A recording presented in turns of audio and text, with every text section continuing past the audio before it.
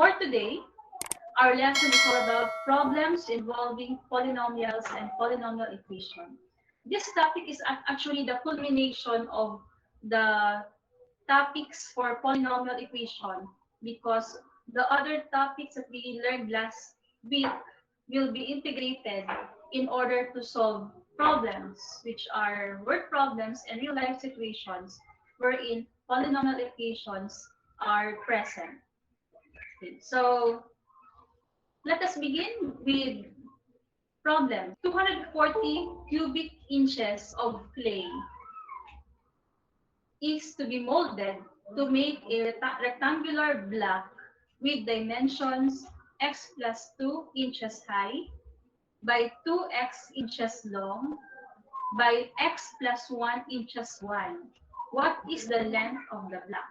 For this problem, there is a figure which is a rectangular clay and it is three-dimensional wherein since it is three-dimensional, therefore it has a volume.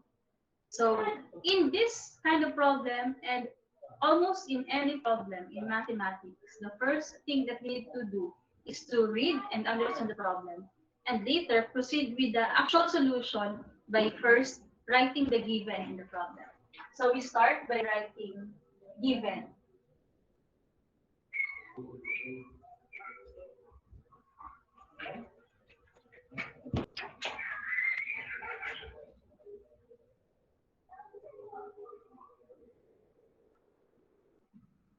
So we write given. In this problem, given is first, we have the volume. The volume is equal to 240 cubic inches. I will simply write the symbol for cubic inches. And then next thing is the height. The height is also given from the statement. It is x plus 2 inches high. X plus 2. That is the height. And another thing is the length. The length of the block, which is 2x. So this is from the statement. It is 2x inches long. And finally, the last dimension is the width, given to be x plus 1 inches wide. X plus 1 inches wide. Okay, so those are the four given in the problem. And the question is, what is the length of the block? In order to get the length, we need first to find the value of x. And whatever value we obtain for x, it will be multiplied to 2 in order to get the length. And eventually, all other dimensions will be obtained as long as we are able to solve for x. Now, to solve for x, we need to write an equation which is based on the formula for volume. And we all know that to find the volume of a rectangular prism, because the block, the clay block, is a rectangular prism, we follow the formula. Volume is equivalent to length times width times height. L times W times H. Then times width times height. Or just simply multiply the three dimensions. Okay. Since we are given with values of L, W, and H, which are polynomials, we will be multiplying these three polynomials. We will begin with the length, 2x. And then multiply it with the width, which is x plus 1. Then lastly, multiply it with the height, x plus 2. But actually, these three can be written in any order because multiplication is cumulative. Regardless of order, we will get the same result. And volume is also given 240. Okay, so we have now this equation. We have 240 is equal to 2x times x plus 1 times x plus 2. So we need first to multiply the three polynomials, one monomial and two binomials. Simply copy 240 equals. We can first distribute 2x inside the parentheses to get 2x squared plus 2x. And then we have a binomial, we multiply with another binomial. So here we use distributive property of multiplication over addition. And after getting a binomial and then multiply it with another binomial, we now use FOR method. Copy again to 40 equals the first terms, 2x times 2x squared times x, 2x cubed. Outer terms, we have 2x squared times 2, answer is 4x squared. Inner terms, 2x times x, 2x squared. And last terms, 2x times 2, 4x. We can combine two similar terms, 4x squared and 2x squared. So we get 240 is equal to 2x cubed plus 6x squared plus 4x. So we have now this equation. And finally, we need to transfer 240. So this is the continuation.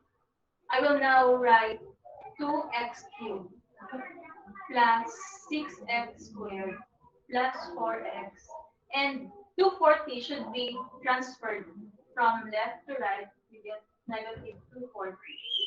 And all of this will be equated to 0. So we have now this equation.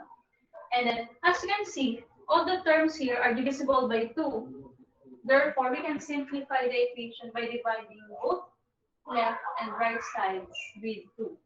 Because every term is divisible by 2. To get a simpler equation, we have x cubed plus 3x squared plus 2x minus 120 is equal to 0. Now, you can only do that if all terms are divisible by one number. You can only do that if every term is divisible. Dito nakita yung last. Bababa ko na lang. Medyo mataas pa yung board. Dito na lang. So, we will write here the same. We have 2x cubed plus 6x squared plus 4x minus 120 equals 0. And then divide both sides by 2 to get x cubed plus 3x squared plus 2x. This is 240 minus 120 is equal to 0. So we have a simpler equation because we divide both sides by 2. Now, this equation is a polynomial equation. The degree is 3 or a cubic equation. Now, to find x, we need to solve this equation. And at this point, we're going to apply theorems that we learned before. And since we're solving for the value of x or the root, we need to use rational root theorem, considering that we have 120 as the constant, 1 as the leading term here. Therefore, we need to consider all factors of 120. 120 is a composite number. It has many factors. Among those many factors, we need to choose which one is a root of 120. So we can first list all of the factors. We have 1, 2, 3, 4, 5, 6, 7 is not a possible root. We move to 8, then followed by 10, then 12, 15, 20, and 30. So those are the possible roots. We have many roots. And then among them, usually we try the numbers at the middle. We do not take the big numbers and the small numbers. Usually, to make it more realistic, we always choose the numbers or the possible roots which are located at the middle. Okay, that's why here we choose 4. We begin with 4. So we can use synthetic division as just shown in your activity sheet. So we can use 4. But first, let us list down the numerical coefficients. We have 1, 3, 2, negative 120. and then the divisor is 4. So we bring down 1, we multiply 1 and 4, and then we add, then we multiply again, we add, we multiply, and then we add 0. Therefore, 4 is one of the roots because it obtained 0 or no remainder. If you don't want to use synthetic division, you may also use the factor theorem or the remainder theorem, almost the same. So you can substitute all x with 4. So you can write piece of x or 4 is equal to 4 cubed plus 3 times 4 squared plus 2 times 4 minus 120. And then simplify the equation. 4 times 4 is equal to 16. 16 times 4, 64. Plus 16, because 4 times 4, 16 times 3 is equal to 48. And finally, we have 2 times 4 equals 8 minus 120. And then we need first to add all positive numbers. We have 64, 48, and 8. 8 plus 8, 16, plus 4, 20, 120. So we get 120 minus 120, which is 0. And that proves that 4 is a root. Therefore, we have now one value for x, which is 4. Because we obtained that using synthetic division and as well as using the factor theorem. And after getting 4, we all know that we are solving for 3 values of x because the highest degree is 3. Using the fundamental theorem of algebra, we are guided with the fact that we are solving for 3 values of x, and we only solve one value, which is 4. And at this point, we know that we still have 2 more values of x. To find the other 2 values, we can now consider the answer in the synthetic division. I will now erase this part. I don't have any space there. Okay. So the answer in the synthetic division should be written as a polynomial. 30 is the constant now. 7 will become 7x. 1 will become x squared equals 0, right? Also as an equation. Now this time, we will be using the concept of discriminant. This is a quadratic equation. The quadratic equation, and we need to apply discriminant in order to find out if the roots are, what kind of roots are present. The 2 remaining roots are they rational, irrational, or imaginary roots? And we can do that using the discriminant. The discriminant is obtained from the quadratic formula. If you still recall the quadratic formula, x is equal to negative b, positive and negative the square root of b squared minus 4ac all over 2a, the quadratic formula. The discriminant is this expression, b squared minus 4ac. And this discriminant tells us if the roots are equal and rational. Is it rational but not equal? Is it irrational and unequal? Or finally, is it are they imaginary? If you obtain the discriminant, which is 0, it tells us that the roots are equal. If you obtain discriminant, which is positive, a positive number, and it is perfect square, it tells us that the roots are rational and unequal. If you obtained a positive number, which is not a perfect square, the roots are irrational numbers. But if you obtained discriminant, which is negative, it tells us that the roots are imaginary. So let us try. Let us try here in x squared plus 7x plus 30. Let us use the discriminant b squared minus 4ac. B is 7, 4 is constant, a is 1, c is 30. If we square 7, 49 is the result, minus 4 times 1 is 4, times 30 is 120. We have smaller number minus bigger number, so 120 and 49. So we have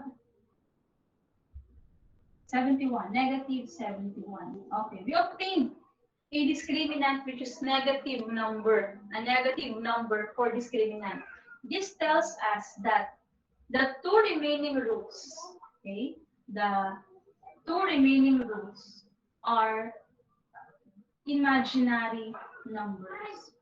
And obviously, they can't be the value of x for this problem because it's impossible to have an imaginary number as the dimension of the rectangular block. Okay? And that is the reason why we choose 4 as the answer for x. Although there are 3 values for x, what we choose is 4 because it is the only root or value of x that is that can be accurate for the dimension of this object. While the other two roots, even though we do not find them exactly, what are they? We don't need to find them because obviously both of them are imaginary numbers. They can't be values for x. Okay, and we are able to determine if it is imaginary using the discriminant. Right? So since we have now the value of x as 4, we can now find the length by simply replacing x with 4. So we get here 8 because 2 times 4 equals 8. Therefore, the length is 8 inches. How about the height? 4 plus 2, 6. 6 inches is the height. The width is 4 plus 1, which is 5 inches. To check if these three numbers are correct, we simply need to multiply them. So 8 times 5 is equal to 40. 40 times 6 for the length of the height. So 240, correct. So 240, which is the volume. So this proves that the value of x is correct to be 4. And then finally, we're able to answer what is the length of the block. The block is 8 inches long.